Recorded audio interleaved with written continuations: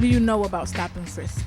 It's a policy system based on quotas where the police are sent out to raise a certain number of quotas, supposedly to get their hands on like drugs and weapons, but they're not pulling. They only seem to be pulling out people from marginalized neighborhoods. I know that it's a policy that's its intended purpose is to help feel people safer and to kind of like control the crime rate, but it's not exactly working out the way it's intended.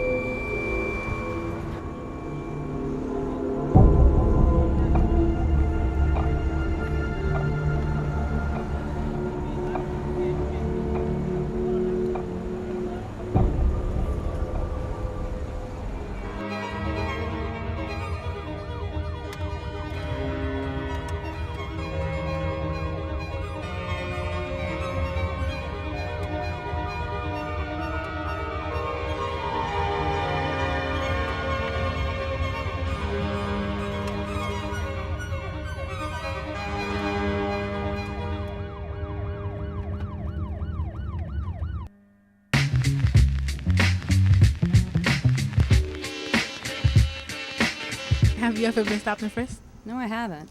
And have you ever been stopped and frisked? No. No, I have not. I have not. Once or twice. I wasn't dressed like this. No, but if I did, I wouldn't have any qualms against it.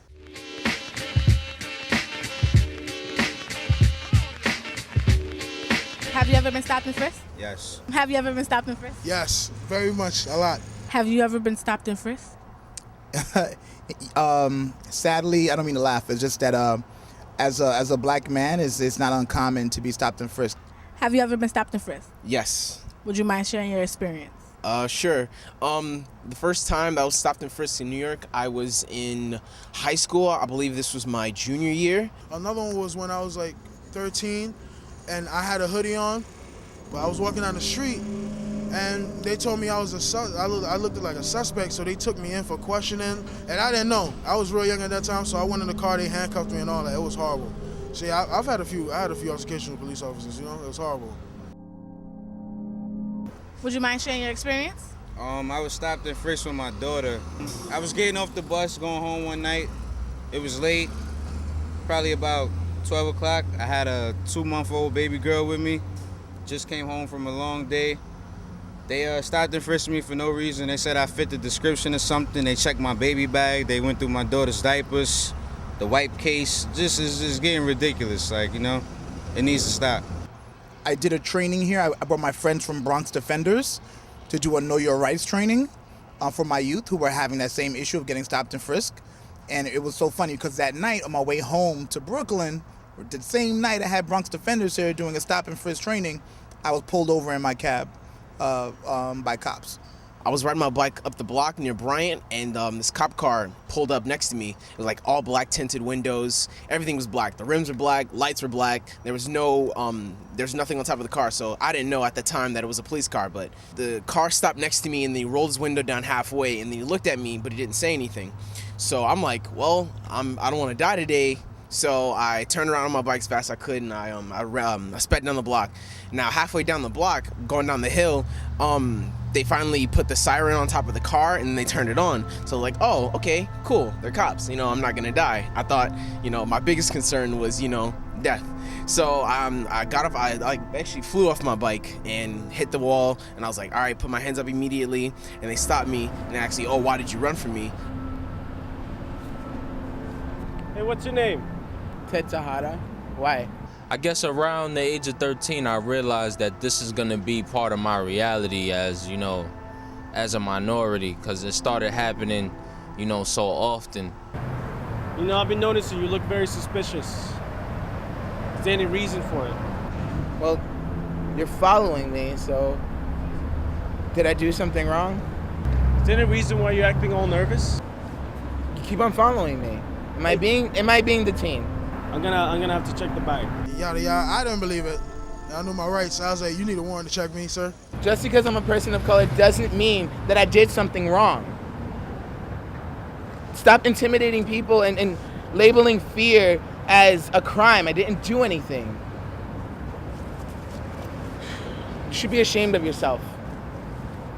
So the thing I think for people of brown and black skin, you shouldn't be against it if it's deterring crime, and if you haven't got anything to, if you're not doing crime, then even if you do get stopped and frisked, you shouldn't be bothered by it. Because if everybody adopts an attitude of that this is the good for the entire city, then it's going to benefit everyone. And a car comes up, like it looked like an old rusty van, and when I turned my back to go inside my premises or whatever, 3 cops hopped out of the car, but I didn't know they were police. They said they were looking for a firearm, but there wasn't any firearm.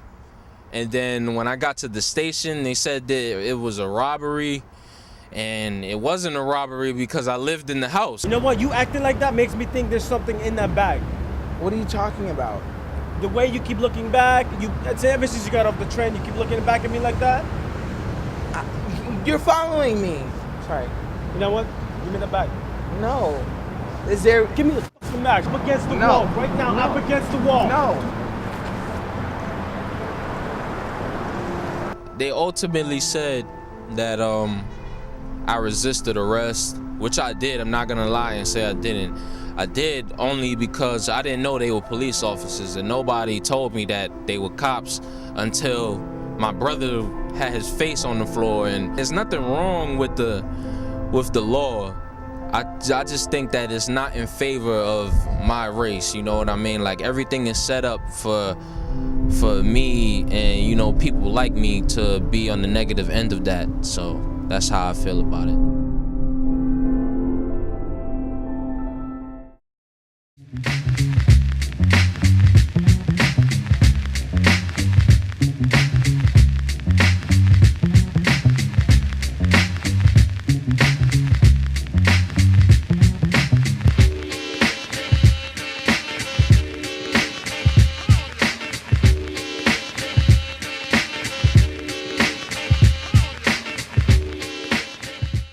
What organizing is going on in your community against stop and frisk? We found that a lot of youth actually don't know what their rights are when it comes to stop and frisk. So what we're trying to do is educate the youth to understand how to act during stop and frisk so that they don't get into more trouble than they initially are. There's a mural right here that says your rights about stop and frisk, and like the fact that you can film all police activities, you don't have to consent to search, stuff like that. So I believe the point has been advocating very heavily, obviously advocating very heavily against stop and frisk because we have a mural of it on our wall. You guys are witnessing the organizing right now, so it's like part of what we're doing this summer is we're having a leadership project called Camp PowerPoint, and it's like bringing together all these righteous people, all these really good people, and like mentors together to work with youth 14 to 19 and above to really start to do things. So like shooting videos like this with Global Action Project and with Action and The Point and Beast Rhymes and Life, all of us coming together and doing having these kind of conversations and spreading this information. That's the organizing happening on a ground level, and I'm not doing it, you guys are.